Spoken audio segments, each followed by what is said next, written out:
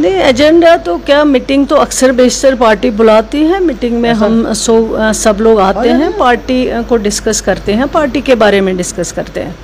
Agenda तो कोई खास स्पेसिफिक नहीं। पार्टी ने ऑलरेडी, पार्टी के जनरल सेक्रेटरी साहब ने जो प्रेस कॉन्फ्रेंस दी है उसमें तीनों कैंडिडेट्स जो भी सिलेक्ट किए गए हैं, जो भी पार्टी ने फैसला किया है, तो उनके नाम ऑलरेडी आए हुए हैं। वो नाम आप सबने सुने हैं। आप चौथे पे इंशाल्लाह फिर भी उस पर डिस्कशन होगा, क्या आगे करना होगा वो भी किया जाएगा फैसला। कांग्रेस ने कहा कि हमारे साथ कोई डेलिब्रेशन नहीं हुई, उनकी भी मीटिंग इस वक्त चल रही है और बताया जा रहा है कि कांग्रेस अपना सपोर्ट विड्रॉ कर रही है।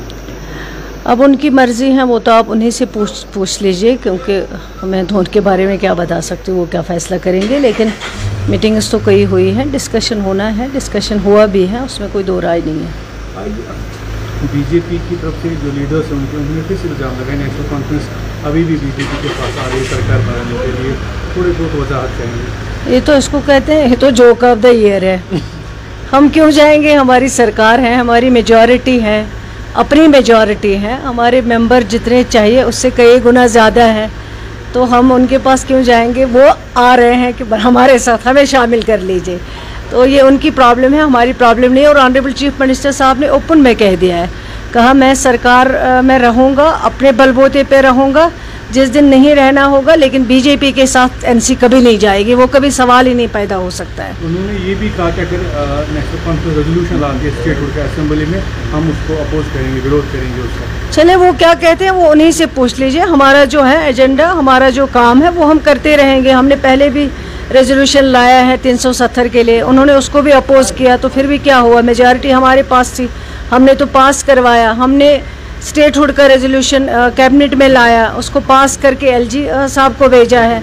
उनको क्या करना है वो उनकी प्रॉब्लम है, हमारी प्रॉब्लम नहीं है। हम जो करते हैं, हमारे पास मेजॉरिटी है, हमने पास करवाया है, चाहे वो 370 का रेजोल्यूशन हो, चाहे वो स्टेटहुड का रेजोल्यूशन हो। कैबिनेट में लाया और कैबिनेट ने पास करके एलजी साहब को भेजा है। कल आपने देखा होगा जो सॉलिसिटर जनरल है उन्होंने कहा था कि मरकज़ की स्टेट गवर्नमेंट के साथ बातचीत चल रही है स्टेटहुड को लेकर, क्या आपके साथ कोई बात चल रही है उसके हवाले से? मैं कहती हूँ कि अगर स्टेटहुड, हम हर बार यही कहते हैं, स्टेटहुड हमारा हक है, वो कोई बीक नहीं है। जम्मू कश्मीर के लोगों के पास ऑलरेडी स्टेटहुड था और ये एक बहुत पुरानी रियासत थी जम्मू कश्मीर, जो हिंदुस्तान का ताज माना जाता है। कई बार यूटी को स्टेट बनते हुए देखा, लेकिन स्टेट को कभी यूटी बनते हुए पहली बार देखा वो जम्मू कश्मीर है।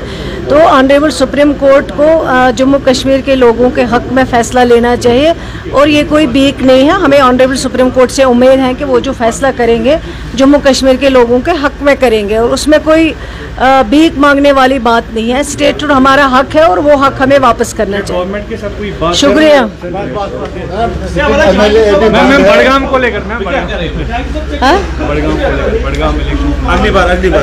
बड़गाम इलेक्शन पे इंशाल्लाह बात होगी और पार्टी फैसला करेगी, जो भी होगा आपको पता चल जाएगा। शुक्रिया।